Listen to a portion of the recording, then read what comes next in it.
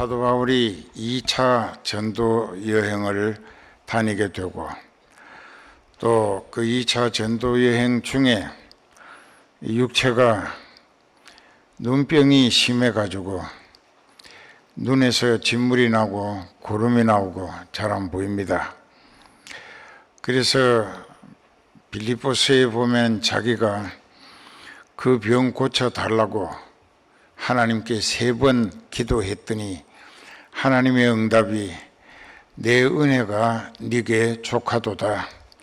네가 너무 많은 신비로운 세계를 목격하고 또 체험하면서 이 신령한 은사로 많은 사람들의 여러 가지 중병 또는 난치나 불치병까지 고칠 수 있었지만 이로 인하여 네가 교만해져서 오히려 예수님 앞에 난척 똑똑한 척 하다가 지옥에 떨어질까 봐서 교만하지 못하도록 네 육체에 사탄의 가시 곧 질병 한 가지를 앓게 해줬다라는 말씀을 하십니다. 겸손하게 하도록 네 몸에 사탄의 가시 그 병을 내가 꽂아 놓은 거다 이게 하나님이.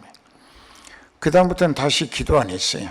그래서 눈병이 심해가지고 조금 쉬었다가 하자고 해서 쉬기 위해서 그 휴양차 갈라디아에 갔습니다. 거기는 복음 전해진 일이 없었어요. 그곳에 가서 쉬려고 갔는데 하나님이 쉬게끔 그냥 버려두지 아니하시고 성령으로 자꾸만 너 빨리 저작거리로 가서 장바닥에 모인 사람들에게 예수 그리스도의 복음을 전하라. 그러니까는 사도 바울은 예수님의 종이라.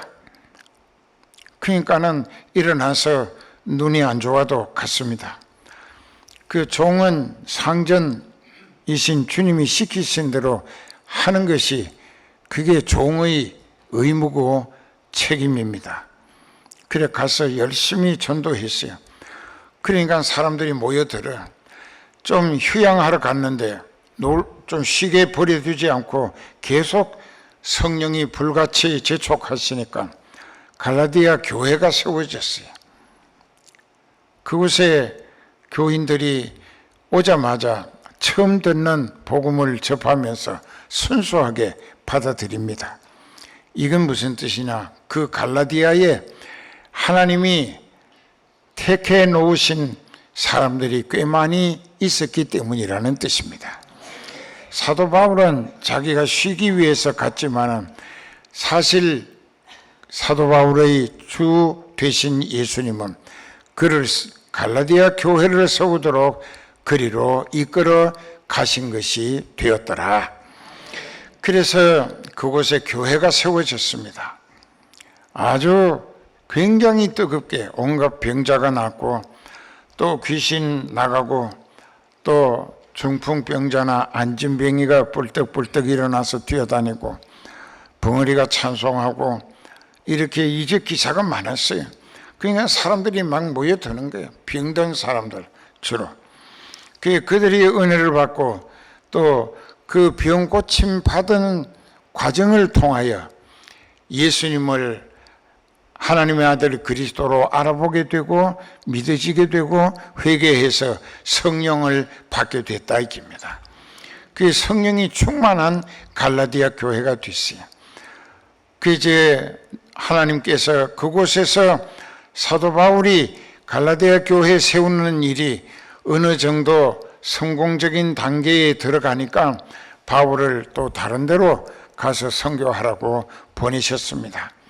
그리고 거기는 다른 교회 지도자가 파송됐는데 그곳에 유대인들이 몰려가 가지고 율법을 지켜야 구원을 얻는 것이지 이단인 예수 같은 거 믿어가지고는 하나님 앞에 소망 없다고 율법을 지나치게 강조하면서 선동을 했다고요. 그러니까 이 사람들이 그만 사도 바울을 통하여 체험했던 성령의 다양한 은사와 영역을 받았고 체험도 했으면서도 자꾸 와서 찍으니까 10번 찍어서 안 넘어가는 나무 없다는 속담처럼 하나 둘 그만 이 영적 체질 신앙이 흔들리더니 허물어지기 시작을 하는 거예요. 그 상황이 대세를 이루고 그 대세에 그들은 굴복하는 것처럼 영적 소망의 체질 신앙이 완전히 율법주의 선동에 의해서 다 허물어지고 말았습니다.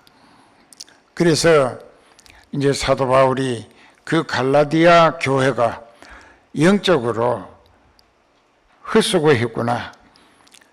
내가 그렇게 눈물로 기도하고 목이 터지도록 복음을 전하고 참 알뜰히 보살피고 천국 소망 갖고 하늘나라 가서 영원히 같이 살자고 했는데 그들의 믿음이 변질된 거예요. 그래서 보낸 편지 중에 한 대목이 오늘 본문 말씀입니다.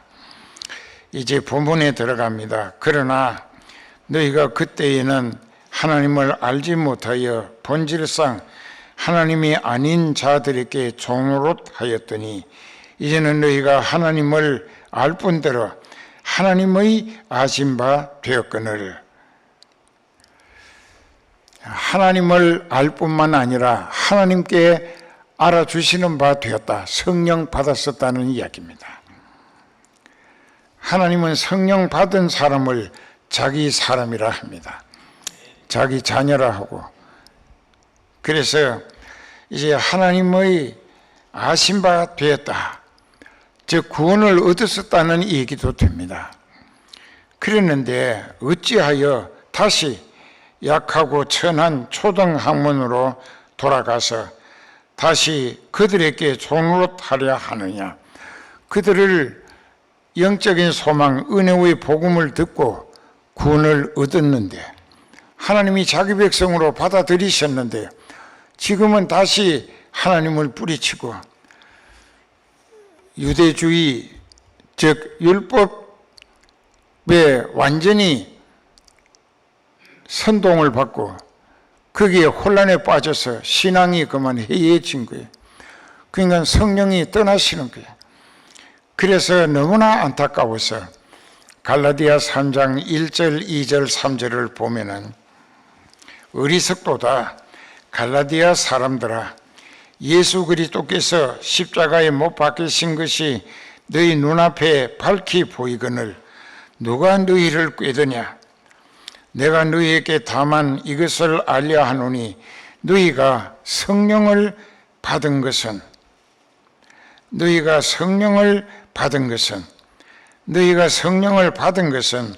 율법의 행위로냐 듣고 믿음으로냐. 율법을 행하였기 때문에 성령 받았더냐, 복음을 듣고 깨달아 회개하고 믿음으로 성령 받은 것이더냐. 그걸 먼저 확인하자 이게. 그 율법을 행함으로 성령 받는 사람은 하나도 없습니다. 왜 그러냐? 로마서 3장 19절 보면은 우리가 알거니와 무릇 율법이 말하는 바는 율법 아래에 있는 자들에게 말하는 것이니 이는 모든 입을 막고 온 세상으로 하나님의 심판 앞에 있게 하려 함이니라. 그러므로 율법의 행위로 율법을 지킴으로 하나님 앞에 의롭다 하심을 입을 육체가 없나니. 율법을 아무리 지켜도 원래 죄인으로 아담의 후손으로 태어났기 때문에 자기가 율법을 다 지켜 범죄한 일이 없다고 해도 죄인으로 태어났기 때문에 하나님 앞에는 의롭다는 인정을 받을 사람이 없다. 그 다음에 율법의 역할이 뭔가? 그러므로 율법의 행위로 그의 앞에 의롭다 하심을 얻을 육체가 없나니 율법으로는 죄를 깨달음이니라. 이제는 율법 외에 하나님의 한 의가 나타났으니 율법과 선지자들에게 증거를 받은 것이라. 곧 예수 그리스도를 믿음으로 말미암아 모든 믿는 자에게 미치는 하나님의 의니 하나님이 의롭게 하시는 것이니 차별이 없느니라. 모든 사람이 죄를 범하였으며 하나님의 영광에 이르지 못하더니 그리스도 예수 안에 있는 구속으로 말미암아 하나님의 은혜로 값없이 의롭다 하심을 얻은 자 되었느니라. 율법을 지킴으로 구원 얻을 가능성은 전혀 없고, 하나님이 정하신 의의 법칙은 예수님이 우리 죄를 대신 벌받아 죽임 당하게 하시고 그것을 알아차리고 믿어져서 예수님께 철저히 회개만 하면은 그 죄가 다 예수님께로 넘어가 나는 죄 없는 사람이 되고 하나님의 은혜로 아무런 대가 부담 없이 의롭다 하심을 얻는 자가 되어진다. 이것이 복음의 핵심이야. 여기에서 그래서 이제는 너희가 하나님을 알았을 뿐 아니라 하나님께서도 너희를 알아주신 바 되었는데, 하나님과의 관계를 내버리고 부정하고 어쩌자고 세상 초등 학문에 율법으로 휩쓸려 갔느냐. 그것은 너희가 다시 지옥길로 돌아서는 것이다. 이제 그렇게 설명을 했습니다. 너희가 날과 달과 절기를 또 해를 삼가 지킨다. 내가 너희를 위하여 수고한 것이 헛될까 두려워하노라. 이게 무슨 뜻이냐? 날과 달과 해. 날은 이제 우리가 초하룻날 월삭이라고 합니다. 매월 초하룻날, 그날은 하나님 앞에 먼저 율법 시대에 자기를 드린다고, 그 헌신 오프링이라고 그렇게 합니다. 그것을 습관처럼 지켜왔습니다. 또 안식일을 일주일 중에 안식일, 금요일날 해 질 때서부터 토요일날 해 질 때까지가 안식일입니다. 그렇게 해서 안식일을 지키는 것, 그리고 또 그 다음에 이제 달이라고 하는 게 있어요. 이 달이라고 하는 것이 보면은 이제 보통 이제 그 유명한 달이 있습니다. 무슨 아비월, 니산월 하는 달 이름이 있어요. 그렇게 그 달은 더 소중히 여기고 그 달을 습관적으로 지킨다는 것입니다. 절기를. 그 다음에 해가 있습니다. 해는 7년마다 안식년이라고 하면은 밭에 농사를 짓는데 6년 동안은 기경재배라고 합니다. 기경은 일어날 기자, 밭갈 경자입니다. 일어나서 밭을 갈고 파종을 하고 비배 관리를 해서 추수를 합니다. 그런데 참 이상한 것은 6년째 되는 해에는 수확이 갑절로 넘치게 하나님이 해 주신단 말이에요. 왜? 그 다음 해는 밭을 갈지 말라 이게. 밭도 쉬어야 한다 이게. 밭에도 기운이 있습니다. 기름기가 있어야 되는 거예요. 그러니까 1년을 묵히라. 그 대신에 6년째 되는 추수 때에 갑절에 수확을 거두게 해주지 않았느냐. 그러니까 그것이 안식년입니다. 그러니까 교회도 목사님이 6년 동안은 열심히 목회를 책임 목회로 감당하다가 제7년 되면 안식년이라고 임시 목사님을 세워놓고 1년간 이제 베케이션 휴가를 갑니다. 그리고 50년마다 돌아오는 회년이라고 하는 게 있습니다. 주빌리라고 하는데 그 50년마다 돌아오는 회년은 이제 이스라엘 땅을 분배를 했잖아요. 11지파에게. 근데 그 땅 경계석을 옮기지 말라.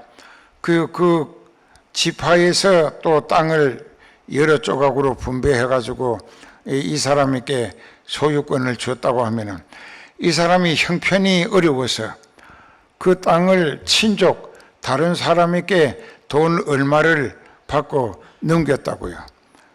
그리고 그 사람이 이제 여러 해 동안 그 땅을 경작해서 자기의 소유익을 삼습니다. 그런데 회년 50년이 딱 되면은 이 사람에게 그냥 되돌려 주는 거예요. 하나님이 원래 이 사람에게 주신 거라고. 그것을 회년이라고 합니다. 예, 주빌리라고 회년. 그렇게 하고 또 노예나 이 같은 유대인을 종으로 돈 주고 자기가 종으로 샀다. 그러면 회년 때가 되면은 그 사람을 자유인으로 이제 그냥 해방시켜서 자기 가정으로 돌아가서 가족과 함께 하나님 앞에서 믿음으로 새 출발하도록 이렇게 만들어 주는 기회가 50년마다 돌아오는 회년 제도였습니다. 잘 들으세요. 율법주의 시대에도 이와 같은 목적으로 안식일 날은 세상 일 딱 끊고 성전에 와서 하나님하고만 금요일날 해질 때서부터 토요일날 해질 때까지 성전에서 하나님의 말씀 듣고 또 자기 죄를 회개함으로 속죄 제를 드리고 또 은혜로 감동을 받았으면 수원 제를 감사를 보답하는 감사 제를 드리고 또 자신이 지금까지 옛날 죽었을 건데 아직도 멀쩡하게 살리시면서 하나님이 지금도 함께 해주시고 천국길로 이끌어 주시는 데 대하여 너무나 황송무지하고 감업해서 자기 남은 생애를 불태워 하나님 앞에 온전히 향기로운 제물로 바치워지고 싶다고 할 때는 번제를 드립니다. 영어로는 번터, 그 태워서 드리는 거예요. 그렇게 이제 여러 가지 제사법이 있었습니다. 그러나 예수님이 오셔가지고 제자들과 함께 전도하러 가실 때에 제자들이 배가 고팠든지 습관이었든지 길가에 있는 밀밭 지나가다가 이삭을 몇 개 따가서 손바닥에 비벼서 껍질은 후후 불고 밀 알갱이를 날거로 입에다 넣고 먹습니다. 2차 대전 끝나고 한동안엔 여기 딸들이 그걸 맛도 없는 껌이라고 계속 씹었다고. 그렇게 이제 그런 걸 생각해 보면서 그렇게 하니까 바리새인들이 뭐라고 딱 지적하고 책망하느냐. 어찌하여 안식일 날 밀 이삭을 자르는 일 그리고 또 손바닥에 비비는 일을 하느냐. 또 먹는 것은 트집 안에 지도 먹었기 때문에 그런지 그리고 왜 그런 일을 하느냐고 율법을 어긴 백성들이라고 책망을 할 때 예수님이 뭐라고 대답을 하셨느냐. 인자는 자기는 안식일의 주인이다. 나는 안식일의 주인이라. 안식일은 하나님을 위하여 정하신 것이 아니고 너희를 위하여 하나님이 정해 주신 것이다. 왜? 안식일 날이라도 하나님과 하루 종일 24시간 전적인 교제를 통하여 영적인 가치와 영적인 소망의 믿음을 가꾸어서 하나님의 자녀 되는 은혜 보장을 받고 땅에서도 하나님이 살리시는 은혜로 살다가 때가 되면 하나님이 불러서 하늘나라에 가서 영원토록 같이 데리고 살고 싶어서 너희들로 천국 갈 믿음 준비하는 심령이 거듭나고 영거로 가는 기회로 만들어주기 위해서 안식일을 너희를 위해서 정해 주셨다 이깁니다. 이제 그 안식일이 요즘은 주일날로 바뀌었습니다.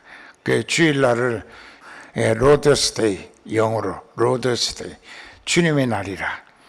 그러면 여기서 우리가 또 더 깊이 들어가서 깨달아야 될 것은 요한복음 14장 20절에 보면은 그날엔 너희가 내 안에, 내가 너희 안에, 내가 아버지 안에 있는 것을 너희가 알 것이다. 자, 이게 예수님은 아버지 안에, 우리는 예수님 안에, 예수님은 우리 안에 이렇게 어울렸다. 이게 예수님과 내가, 이 예수님이고 나라고 하면 이렇게, 예수님은 내 안에, 나는 예수님 안에. 한번 해봐요. 이렇게 해보라고. 그 예수님은 내 안에, 나는 예수님 안에. 그 이렇게 서로가 서로 안에 들어가 있다 이게. 그러면 사탄이, 미련한 사탄은 나를 실족시키고 지옥에 끌어가기 위해서 어떻게 하느냐? 계속 여기 나를 붙들고 끌어내려고 땡기면은 나하고 예수님은 더욱 밀착되어지게 됩니다. 알아들어요? 그런데 조금 지혜 있는 귀신은 귀신같이 알고 이 사람을 자꾸 축겨 올리는 거예요. 네가 최고라고. 네가 최고라고. 그 밀어 올리면 저절로 빠져나가요. 그리고 내가 주 안에서 살기 때문에 나를 세상에 살리시는 날 동안까지의 하루하루는 매일이 주님의 날이라. 주 안에서 사니까 주님의 날이라. 그러니까는 주님이 가라 하시면 가고 하라 하시면 하고 여기 쉬어 하면 쉬고, 그러니까 주님 뜻대로 쓰임받다가 영생에 들어갈 수밖에. 그러니까 얼마나 그들이 영적인 은혜가 충만하고 성령이 막 뜨겁게 불타는 믿음들이 얼마나 좋았으면, 사도 바울이 눈병으로 고생하는 게 마음이 아파서 그 영적 가치를 생각할 때 자기처럼 더 많은 영혼을 성령 밖에 해서 구원 얻는 자 되도록 사도 바울을 하나님이 더 많은 영혼 구원시키실 수 있도록 하기 위하여 자기 멀쩡한 눈을 하나 빼가지고 못 쓰게 된 그 사람 눈하고 바꾸치게 하더라도 그렇게 하기를 소원했었다는 것입니다. 그때의 믿음이 갈라디아 교회는 최고로 복된 믿음의 상태였다는 것입니다. 예, 양떼가 목자로 더불어, 목자가 양떼로 더불어 서로가 완전히 진리 안에서 성령으로 하나가 되어버린 거예요. 하나로 연합된 거예요. 결속되고 단합되고 그 영적으로 하나가 된 거예요. 그러니까는 목자는 양떼의 입장에 함께 해주고 그 양떼들은 또 목자의 힘드는 입장을 다시 자기가 대신 보충해 주고 싶어서 자기 멀쩡한 눈을, 성한 눈을 뽑아서 그 사람의 병든 눈하고 바꾸치기 해주고 싶었었다는 것입니다. 그때의 그들의 믿음은 땅을 딛고 살아도 영적으로는 이미 천국에 들어간 믿음이었다. 이것을 사도 바울은 그때의 너희는 영적으로 가장 복된 상태에 있었다는 이야기입니다. Spirit price, 영적 가치. 그것을 하나님이 천하보다 귀하게 여기시기 때문에 우리가 목회할 때 예수님과 하나님과 똑같은 영적 가치 기준에 공감하는 가치관이 없이는 영혼 구원을 위하여 이렇게 애간장타게 눈물로 기도하고 호소하고 또 야단도 치고 왜 그렇게 하느냐? 그 영혼의 가치가 나를 세워 쓰시는 예수님 하나님께서는 온 천하보다 귀하다 하신다. 한 영혼이, 여러분 한 사람 한 사람 영의 가치가 하나님께는 우주 만물보다 더 귀하다. 우리도 같은 영의 가치가 하나님과 같은 가치 기준으로 여러분들이 의식화되어지면 남은 식구들을 전도하지 않고는 견딜 수 없을 거예요. 그 영혼들이 지옥 가고 있는데 인가 기도할 수 있도록 온 가정이 성령 충만하면 가정 천국이 이루어집니다.